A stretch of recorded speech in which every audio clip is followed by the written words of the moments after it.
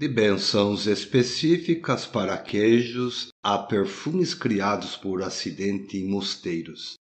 A tradição católica tem sido berço de invenções que você nem imagina.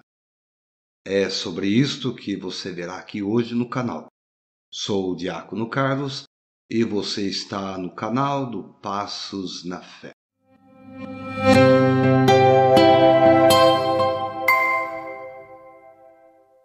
Existem curiosidades sobre o catolicismo que nem todos sabem. Por exemplo, na maioria das vezes, a Igreja Católica é chamada de Igreja Católica Apostólica Romana. Existem várias razões históricas diferentes para isso. A Igreja Católica está longe de ser exclusivamente romana. Ela é composta por 24 igrejas particulares, sendo a Igreja Latina Romana a maior de todas. A palavra católico significa literalmente universal. No grego original, católicos. O termo foi usado pela primeira vez em uma carta enviada por Santo Inácio de Antioquia por volta do ano 110. E então, incluída, por outros padres em vários textos, cartas, sermões, palestras catequéticas, como as de São Cirilo de Jerusalém. Foi finalmente usada formalmente e com autoridade para se referir ao cristianismo como a religião oficial do Império Romano, tanto oriental quanto ocidental, com o edito chamado De Fide Católica, de Teodósio, publicado no ano de 380. Em suma, o catolicismo está longe de ser uma tradição homogênea. É bastante multifacetado, rico, muitas vezes diferente. Todas as 24 igrejas que a compõem têm tradições litúrgicas, espirituais, teológicas e canônicas distintas e que foram preservadas e transmitidas de geração em geração. É um patrimônio bastante complexo que, apesar ou talvez por conta de sua diversidade, é considerada universal, literalmente católico, por aqueles que dela compartilham. Legal, né? Então não é de se admirar que existam coisas que talvez não saibamos sobre isso. E hoje eu gostaria de compartilhar com vocês algumas curiosidades sobre o catolicismo que talvez você não saiba. Vamos lá? A primeira curiosidade é: as universidades são uma invenção católica. O sistema universitário, como conhecemos, surgiu na Europa em torno do que então se chamava escolas, catedrais, academias, geralmente anexadas a um mosteiro ou catedral. Ela era destinada para clérigos que estudariam direito canônico, teologia, filosofia. Mas em breve essas escolas abriram suas portas para os leigos, tornando-se centros de alfabetização, concedendo os mesmos graus que ainda hoje temos: bacharelado, mestrado e doutorado. Interessante, né? A segunda curiosidade é sobre os monges que ajudaram a indústria de perfumes por acidente.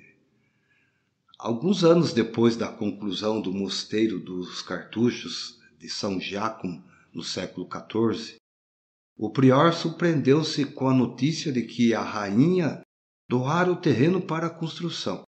Iria fazer uma visita oficial ao lugar.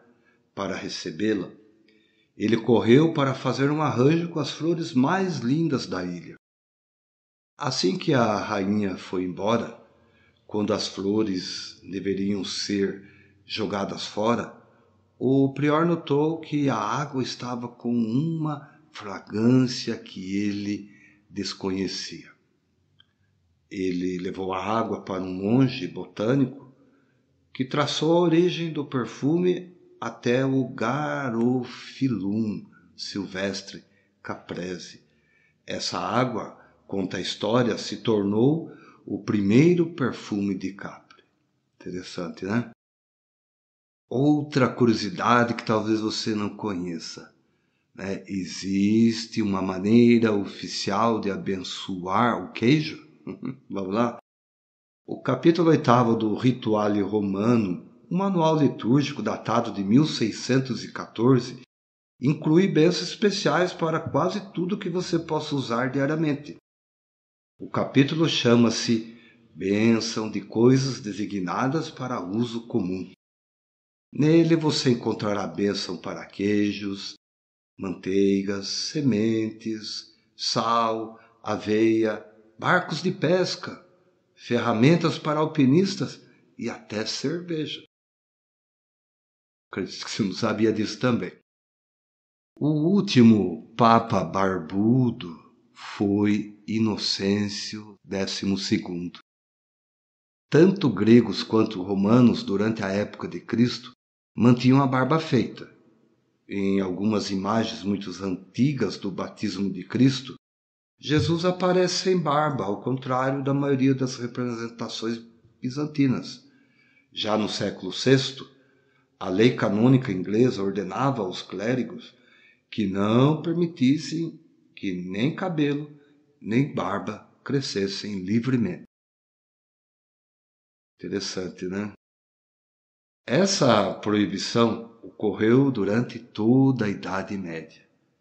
O Conselho de Toulouse, em 1119, chegou a ameaçar de excomunhão todos os clérigos que deixassem seus cabelos e barba crescerem.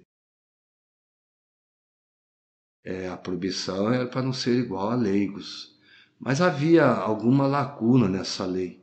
Muitos interpretaram que ela também permitia o uso de barbas curtas e bem cuidadas. Então a frase barbam nutrire, ou seja, cultivar a barba, usada nesta lei, não parecia proibir estritamente o uso de barba curta. No entanto, alguns consideravam que os pelos faciais representavam uma infinidade de pecados. O barbear implicaria simbolicamente o corte dos pecados e os vícios considerados não apenas nocivos, mas também supérfluos, pois os pelos faciais são perfeitamente dispensáveis e desnecessários. Mas há razões práticas relacionadas à própria liturgias. Os clérigos não devem permitir que os pelos do lábio superior os impeçam de beber o cálice. Então é isso, pessoal. São algumas curiosidades. Se você tem alguma aí que eu não falei, descrição do vídeo, compartilhe e não se esqueça.